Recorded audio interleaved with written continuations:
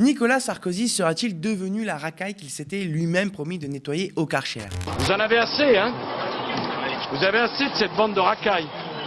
On va vous en débarrasser. Le terme nettoyer au Karcher est un terme qui s'impose. Parce qu'il faut nettoyer cela. Nicolas Sarkozy a été condamné en appel à 3 ans de prison, dont 1 ferme avec bracelet électronique. Il a été reconnu coupable de corruption et trafic d'influence dans l'affaire dite Bismuth, découverte dans le cadre des écoutes des lignes téléphoniques de Nicolas Sarkozy, décidées fin 2013 par les juges d'instruction chargés de l'enquête sur le financement libyen présumé de sa campagne présidentielle de 2007. La sentence est tombée mercredi 17 mai 2023. Les juges ont ainsi confirmé la décision rendue 2 ans plus tôt par le tribunal correctionnel de Paris. C'est la première fois de l'histoire qu'un ancien président de la République est condamné à de la prison ferme. En même temps, il faut dire qu'il en a fait des dingueries, le Sarko. La justice lui reproche d'avoir obtenu d'un magistrat de la Cour de cassation, Gilbert Azibert, des informations confidentielles sur l'affaire Bettencourt dans laquelle Nicolas Sarkozy était par ailleurs impliqué. En contrepartie, l'ancien président lui a promis un coup de pouce pour obtenir un poste honorifique à Monaco.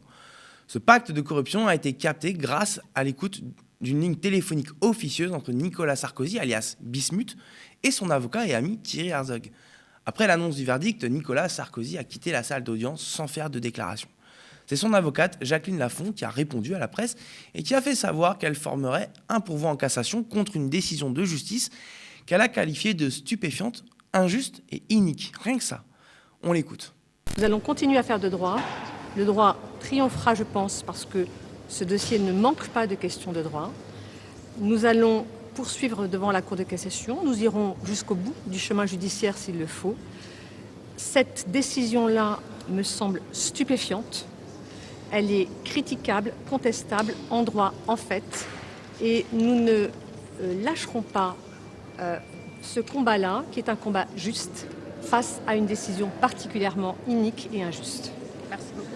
Nous aurions aimé entendre la réaction de celui qui militait contre les mesures d'aménagement pour les peines supérieures à 6 mois. Nous aurions aimé lui dire qu'il a beaucoup de chance de pouvoir faire 1 an de prison avec un bracelet électronique.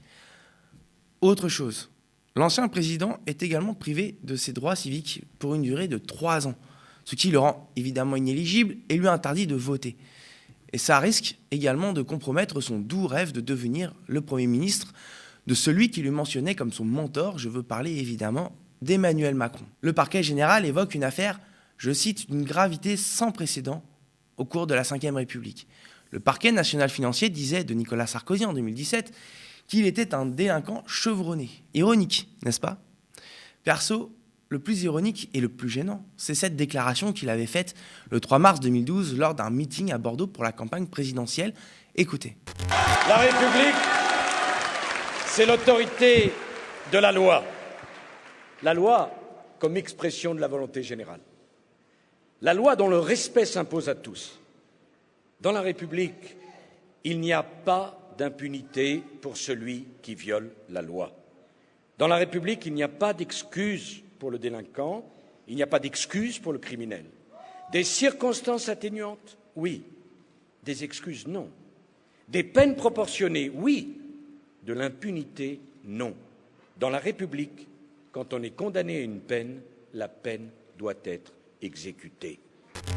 Pas d'excuses pour les délinquants, mais on est bien d'accord que ça s'applique aux délinquants en col blanc, n'est-ce pas? N'est-ce pas? Faut savoir en plus que l'ex-leader de la droite sera aussi rejugé en appel dans l'affaire Big Malion à l'automne prochain et il se trouve sous la menace d'un 3e retentissant procès. Le parquet national financier a requis jeudi 10 mai son renvoi en correctionnel dans l'affaire des soupçons donc de financement libyen de sa campagne présidentielle. Ça me fatigue ces histoires. Alors, je vais laisser le mot de la fin à Ségolène Royal, sa rivale de 2007. Elle disait, je cite, « Il faudrait beaucoup de Karcher pour nettoyer le système Sarkozy ».